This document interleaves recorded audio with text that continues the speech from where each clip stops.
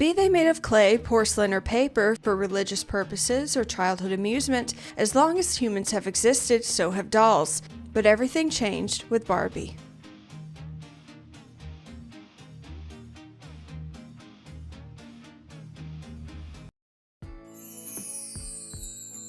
At the tail end of World War II, married couple Ruth and Elliot Handler, along with their friend Harold Matson, founded Mattel Creations, Mattel being a portmanteau of Matson and Elliot. The Handlers were a Jewish couple that had met as teenagers in Denver, Colorado, and had married and moved to California in their early 20s. Mattel Creations started out making and selling picture frames, but the company's first success was a miniature ukulele in 1947. By 1955, the company was still growing and was worth $500,000 when they were approached with an offer to become the first sponsor of Walt Disney's Mickey Mouse Club, a brand new children's television show. The Handlers jumped at the chance and invested $500,000, their company's entire net worth, into the sponsorship. Every day, American children would gather around the family television after school to watch their favorite Mouseketeers sing and dance, with toy commercials popping up like clockwork proclaiming, "You can tell it's Mattel, it's swell." I almost forgot.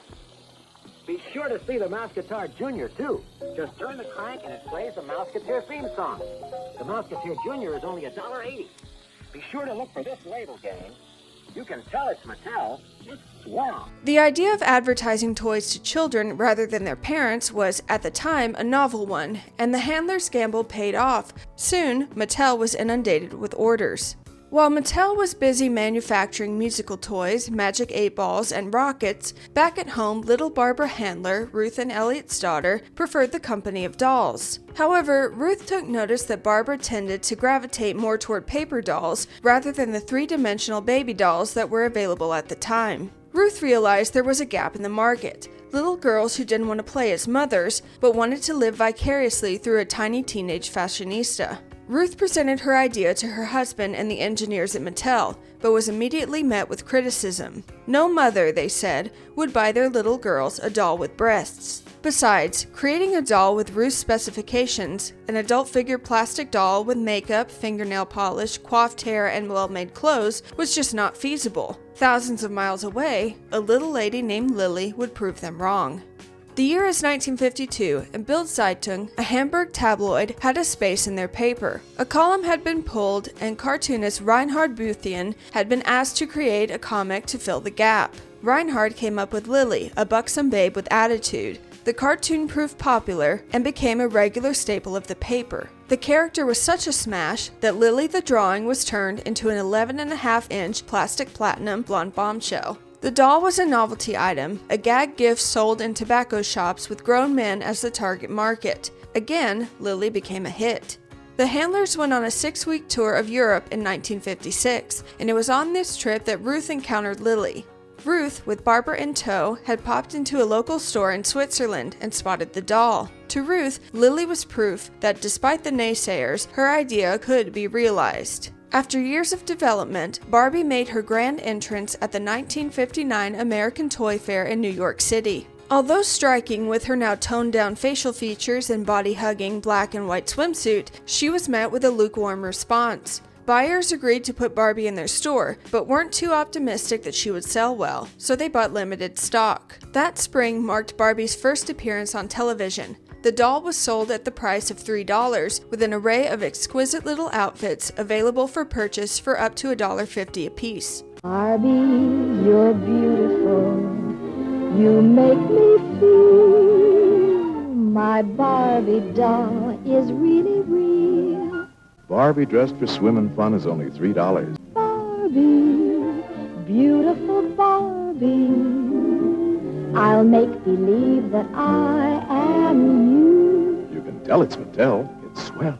Initial sales were slow, and this, combined with the lack of enthusiasm for Barbie at the toy fair, left Ruth feeling dejected. But just as before, the medium of television would come to the Handlers' rescue. Spring turned into summer, and children were let out of school. And what better way to spend one's summer vacation, having been confined for the last 9 months in a schoolroom, than by watching television? As reruns of the Mickey Mouse Club played over airwaves, so too did advertisements for Mattel's hot new toy. Before long, Barbie started flying off the shelves, so quickly in fact that it took Mattel 3 years to catch up with the backlog of orders. By the end of 1959, 351,000 Barbie dolls had been sold.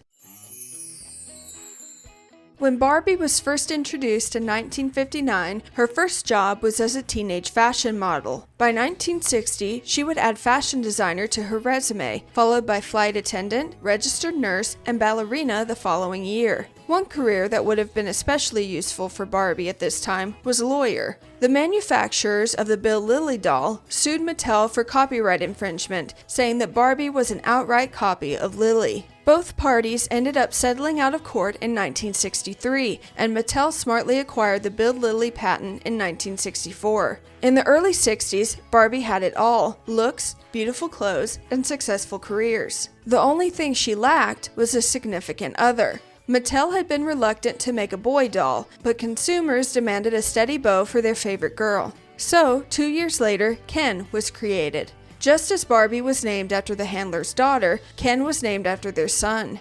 Though no longer single, this didn't slow Barbie down in the slightest. She became a homeowner when she moved into her dream house in 1962, impressively at a time when most women had to have a male co-signer for such matters. Now, Mattel's famous Barbie has a brand new dream house. With special furniture that's fun to put together, and even a sliding door that really opens. She also became an astronaut in 1965, a full 4 years before man even set foot on the moon. Thanks to a book series from the 60s, we got to learn more about Barbie's background. Barbara Millicent Roberts was born in Willows, Wisconsin, to her father George, an engineer, and mother Margaret, a homemaker. She is one of many siblings, including little sister Skipper, who came onto the scene in 1964. Barbie received a total makeover in 1966, when her Jackie Kennedy bubble cut and Sandra Dee ponytail gave way for long flowing tresses. A brand new body mold was also made, which gave Barbie the ability to twist and turn for the first time. Have you heard what's happened? Barbie's changed.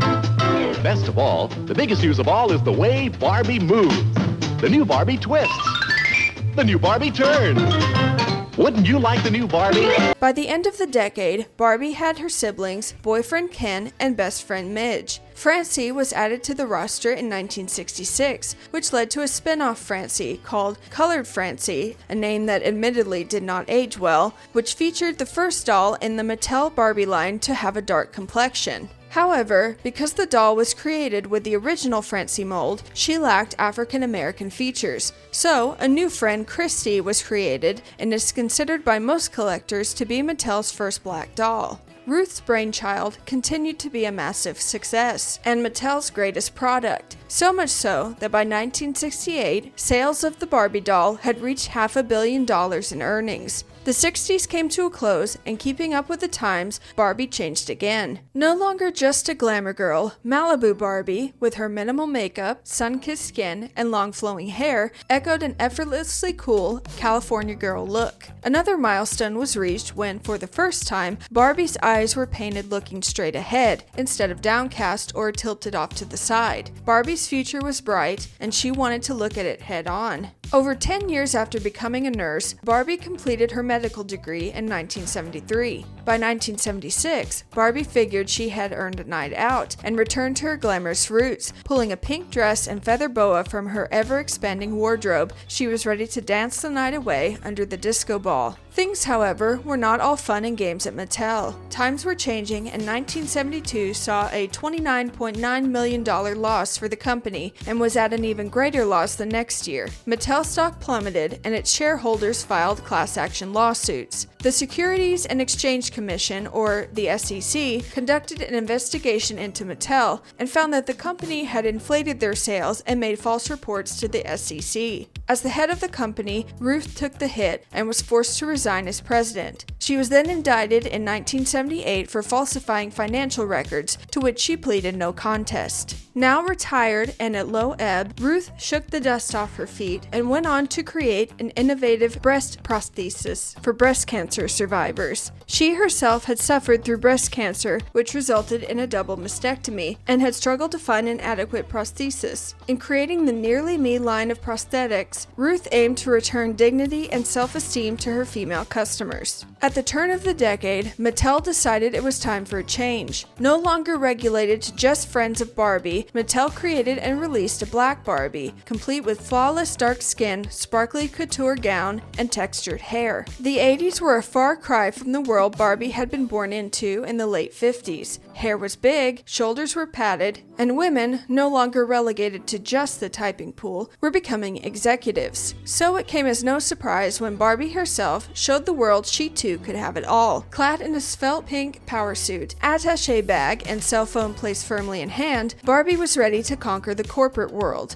Of course, she refused to let being a busy businesswoman make a dent in her social life. Her pink suit changed with ease into the perfect party dress. We can work from 9 to 5 and then change in a sec for an evening with Kim. We girls can do anything, right, Barbie? She also managed to find the time the next year to tap into her wilder side and became a bona fide rock star. The 1990s was arguably Barbie's most diverse and experimental decade yet. In terms of careers, the sky was the limit. She enlisted in the military as an Air Force pilot, an Army medic following the Gulf War, became an Olympian in both ice skating and gymnastics, and ran for the first time as President of the United States. Multiculturalism and inclusivity were becoming prominent aspects in society, and the Barbies created in this time period reflected that. 30 years after being released in a single skin tone, there were now Barbies from all over the world: Nigeria, Malaysia, Jamaica, China, and Polynesia, to name just a few. And although electronics had been on the come up in the 70s and 80s, it wasn't until the 90s that Barbie really entered her tech era. She was featured in computer and handheld video games and launched her first website, simply named Barbie.com. Y2K came and went, and Barbie was presented with a golden opportunity. In 2001, before the Christmas season, Barbie starred in her first full-length feature film. Barbie and the Nutcracker proved a rousing success, selling 3.5 million copies. Realizing Mattel had a golden goose on their hands, the company began to release Barbie movies annually, based on fairy tales such as Rapunzel, The Ballet of Swan Lake, and Mark Twain's The Prince and the Pauper. As is life, with power and fame comes controversy, and Barbie is no exception. From the moment of her creation, in fact from the moment she was a mere thought bubble above Ruth Handler's head, Barbie has elicited strong feelings. Conservatives called her a bimbo and were worried that a doll with breasts and skimpy outfits would lead their innocent little girls down a dangerous path. Progressives, on the other hand, labeled her as an anti-feminist, a product of a society that pushed that white, blonde, skinny women were the ideal form of beauty. To quote Gloria Steinem, Barbie was everything the feminist movement was trying to escape from. Mattel will readily admit that in the 60-odd years since the creation of Barbie, mistakes were sometimes made. When a talking Barbie was released in the 90s that was programmed with the phrase "math class is tough," it was instantly met with objection. Critics said that this phrase perpetuated the negative stereotype that females as a rule struggled with mathematics. When a pregnant midge, Barbie's friend, hit the shelves in 2002, parents worried that the doll promoted teen pregnancy. A roller skating Barbie that produced actual sparks was deemed unsafe and pulled from shelves, and Ken and his weird magic earring phase made consumers question his sexuality. Most of these scandals roamed on the silly side of things. The core criticisms, though, those regarding serious accusations about topics such as gender roles and colorism, have persisted throughout the years. Probably the biggest critique against Barbie, though, has been about her body, a topic that is no stranger to women, be they made of flesh or plastic. As mentioned before, Barbie's mold was based initially on a novelty adult toy that was geared toward men. She was tiny-waisted and busty, which again drew concerns from women's groups on both sides of the aisle, and Mattel's occasional slip-ups over the years didn't help the public's opinion about Barbie's body. Growing Up Skipper, which was allegedly created to help girls better understand puberty, was released in 1976. In this iteration of Skipper, Barbie's little sister possessed an interesting feature. When her arm was rotated irritated, her breasts would grow. In the 60s, Slumber Party Barbie hit the stores complete with accessories including a tiny bathroom scale permanently set at 110 pounds, or 49.9 kilograms, and a diet book with the words "Don't Eat" written on the back cover. Calculations have been done that if Barbie magically transformed to human scale, she would be 5'9" with a 39-inch bust and 18-inch waist. This would make Barbie's body mass index 16.24, way beneath the healthy weight threshold recommended by medical professionals. It goes without saying that the suggestion of starvation for an already tiny Barbie was seen as an irresponsible move by Mattel. To be fair though, Mattel was far from the only company at that time promoting the thin is in narrative. By the 2010s, Mattel was experiencing another low. The advent of the Bratz dolls had given the company a run for its money in the early 2000s, and with the changing times, Barbie just wasn't as relevant anymore. 2014 saw sales decline quarter after quarter, and Mattel knew something had to give. Barbie's body mold had changed a bit over the years, but the company realized drastic times called for drastic measures. Society was more and more accepting of body positivity, and the public was ready for something new. Barbie, once again, had to get with the times. In 2016, Barbie was released in multiple body types, namely original, petite, tall, and curvy. Of course, as with any change, there were a myriad of responses ranging from the extremely positive to downright nasty. But one thing was for sure, with all the hype and publicity, Barbie was once again in the spotlight, and sales of the doll rose 8% worldwide. Mattel's arguably greatest success in the millennium was the release of the live-action Barbie movie in 2023. The film was directed by Greta Gerwig and starred Margot Robbie in the titular role, and was met with both resounding success as well as ire from its critics. Barbie, as ever, is nothing if not a provocative woman. The film's sales surpassed $1 billion in less than a month. There was merchandise, extravagant film premieres, an award-winning soundtrack. It was Barbie's world, and we were just living in it. As of the summer of 2025, Barbie is 66 years old, and she's letting nothing get in her way. She has more than 40 movies under her belt, has had hundreds of careers, and has joined the world of social media, amassing tens of millions of followers across platforms such as YouTube, TikTok, and Instagram. The brand is constantly evolving, with a push for more and more diversity. Barbie now comes in 35 skin tones, and has recently worked to include disability representation as well. So, at the end of the day, who is Barbie? Well, depends on who you ask. To some, she's just a toy, a mere hunk of plastic. Certain groups say she's a troublemaker, while others see her as a world full of possibilities.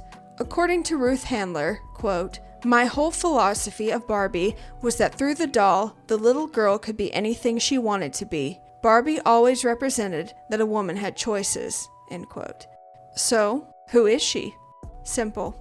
She's Barbie. Thank you so much for watching. Please like, comment, and subscribe if you enjoyed this episode. I also have an Instagram you can follow, and make sure to check out my Patreon for more exclusive content. See you soon.